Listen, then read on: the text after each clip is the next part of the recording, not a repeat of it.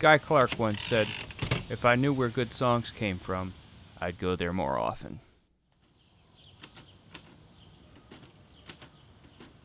I figured I'd start this video by stating the obvious, that I'm not a hit songwriter, with a closet full of Grammys and a wall lined with gold records.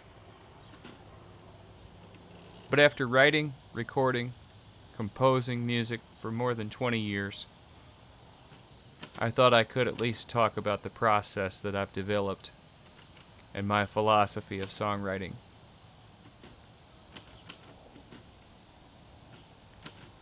One of the things that I've found lately to be very important to me is to write on mediums that have no way to connect to the internet.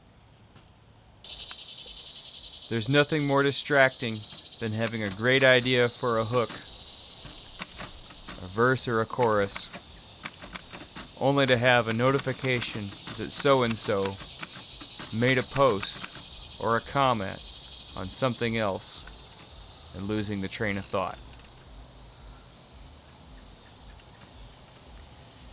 These days my setup is pretty simple.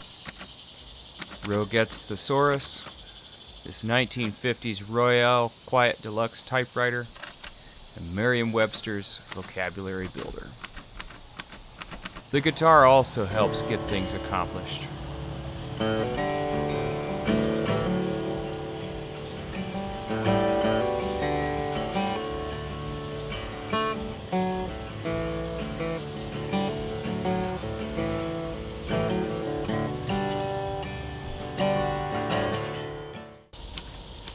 Years ago, when I was just getting started, a mentor challenged me with a coin.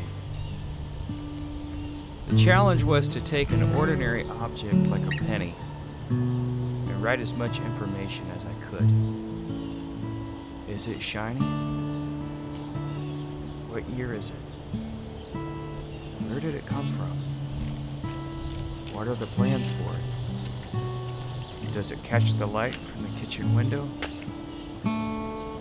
These things all conserve meaning to tell the story in a relatable way.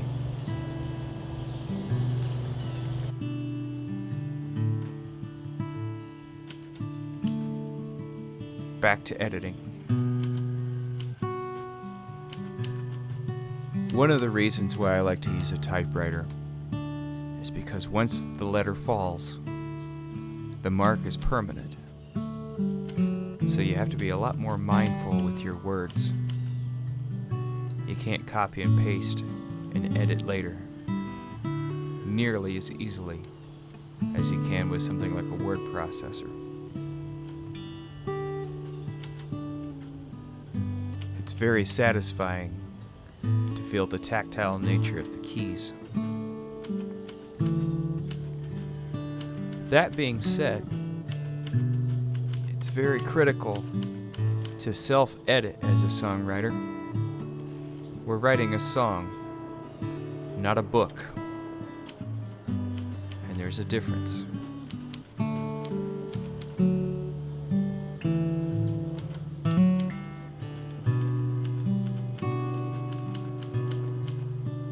I'm always a little wary of being too clever with my lyrics or too predictable with my rhyming structure.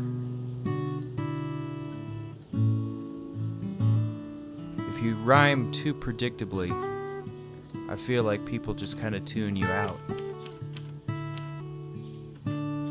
But if you use words that are easy to pronounce and have a good flow with the right amount of syllables, you can truly make something memorable that will stand out in their minds.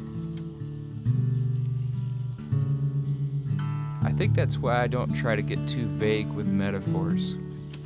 I know metaphor is a powerful tool that can sometimes cause a song to relate to people that you never even thought were your target demographic. But at the same time, I've always been a little afraid to lose the meaning by being too vague. Better to be too blunt than too vague.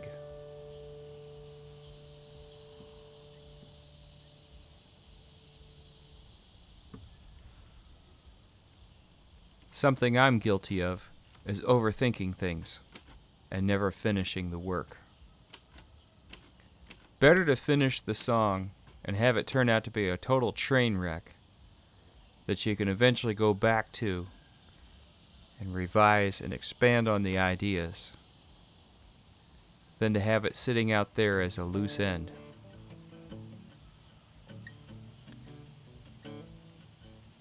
Next, once the song is finished, it's a great idea to have someone on hand that you can run things by and get their honest, unfiltered feedback. Bonus points if this person can gauge your work through the lens of knowing what you're already capable of pulling off, as they will hold you to a much higher standard.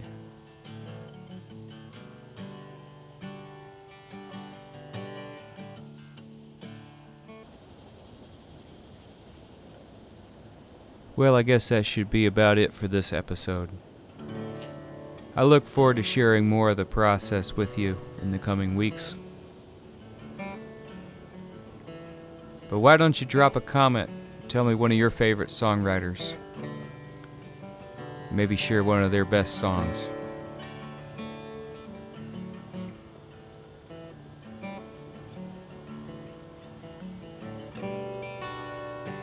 We'll see you again real soon.